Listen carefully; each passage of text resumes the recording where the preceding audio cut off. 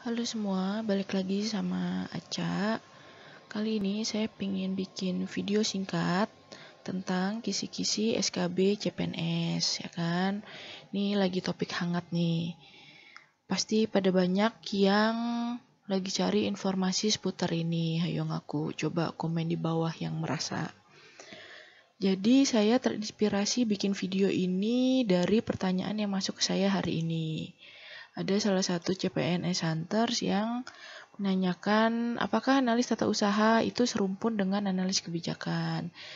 Nah, sudah saya jelaskan sih, tapi mungkin saya jelaskan aja lebih detail. Sebenarnya apa sih yang dimaksud dengan serumpun dan contohnya kayak gimana jabatan pelaksana yang serumpun dengan jabatan fungsional itu. Nih, jadi di Permenpan nomor 41 tahun 2018 itu Permenpan tentang nomenklatur jabatan pelaksana. Di sini jabatan pelaksana tidak dibagi berdasarkan rumpun jabatan, tapi dibagi berdasarkan urusan pemerintah. Sedangkan rumpun jabatan itu dikenal pada jabatan fungsional. Itu diatur dengan keputusan Presiden nomor 87 tahun 99. Sini ada rumpun, tuh banyak rumpunnya, rumpun ilmu hayat, rumpun kesehatan, rumpun pendidikan, rumpun ya banyak lah pokoknya bisa dilihat sendiri nanti. Nah, pertanyaan yang tadi saya terima itu dia kebingungan. Dikiranya analis itu karena depannya sama-sama analis, dipikirnya itu serumpun, padahal beda. Nah, kalau yang saya contohkan adalah seperti ini, paling gampangnya. Kita lihat dari 3 contoh analis yang saya berikan. Analis kebijakan, analis penanaman modal, dan analis mutu pendidikan. Dari namanya aja udah kelihatan ya kalau itu sebenarnya beda. Analis kebijakan itu jabatan fungsional, analis penanaman modal dan analis mutu pendidikan itu pelaksana. Nah, tiga-tiganya ini bisa dibilang tidak serumpun karena yang satu itu menangani terkait penyusunan kebijakan, yang satu terkait dengan pendidikan, yang satu terkait dengan penanaman modal. Dari situ aja kan udah beda. Makanya di sini saya menjelaskan bahwa nggak bisa tuh dianggap sama, nggak bisa dianggap serumpun hanya karena depannya sama-sama punya nomenklatur jabatan analis gitu.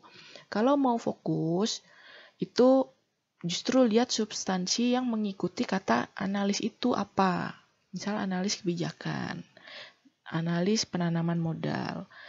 Nah, ini bisa banget dijadikan satu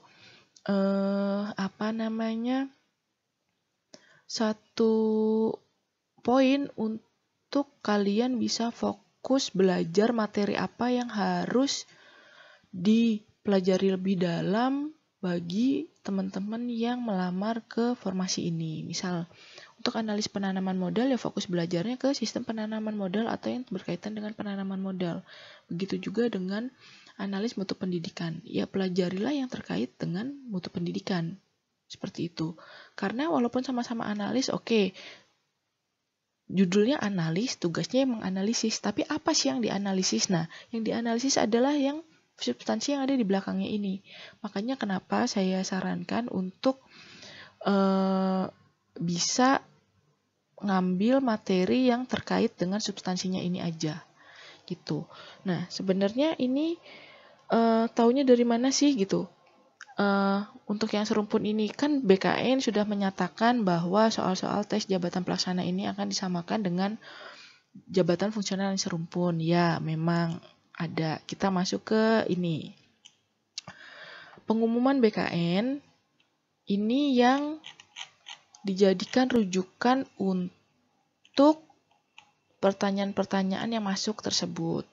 Karena di sini pada lampirannya ada disebutkan bahwa ini poin B, jabatan pelaksana ini disebutkan ini serumpun dengan jabatan fungsional ini. sampai bawah. Perencanaan, analis perencanaan itu serumpun dengan jabatan fungsional perencana. Terus analis hukum serumpun dengan perancang peraturan perundang-undangan dan segala macam di bawahnya. Nah, jadi peraturan BKN ini sebenarnya adalah tindak lanjut dari surat Menteri Pan-RB nomor sekian, yang kurang lebih sebenarnya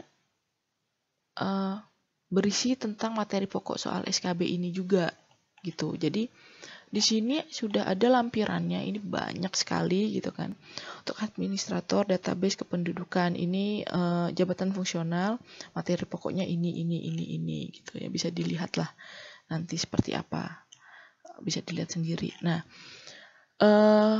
ini kan berisinya hanya jabatan fungsional saja ya, makanya kemudian BKN itu membuat pengumuman terkait dengan yang pelaksana itu nanti akan dibuat soalnya kurang lebih sama dengan JF yang dianggap serumpun gitu.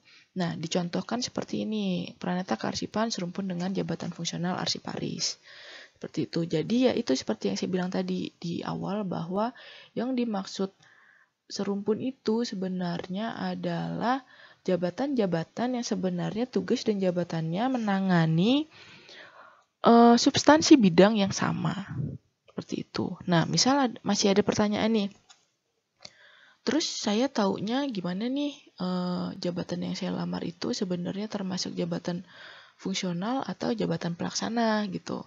Nah, buat yang belum tahu gimana caranya, itu bisa sedikit meluangkan waktu untuk lihat video saya. Saya sudah pernah bikin satu video bagaimana cara mengetahui jabatan apa yang dilamar pada formasi CPNS. Ini bisa dilihat di sini.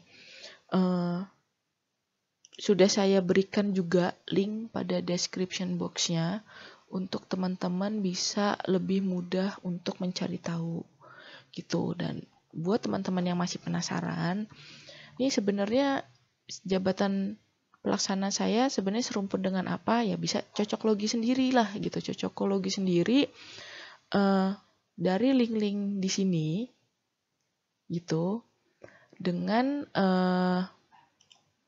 si dua pengumuman ini tadi dari surat Menpan dan pengumuman BKN itu bisa dicocokologi sendiri ya. Karena saya nggak akan jawab satu-satu pertanyaan yang masuk. Kak, ini jabatan saya serumpun dengan jabatan apa ya? Terus saya harus belajar SKB apa ya gitu. Itu kan saya di video ini dan video sebelumnya sudah memberikan satu penjelasan gimana caranya bisa tahu nih, sampai akhirnya kalian bisa tahu kira-kira materi-materi apa aja yang seharusnya dipelajari. Jadi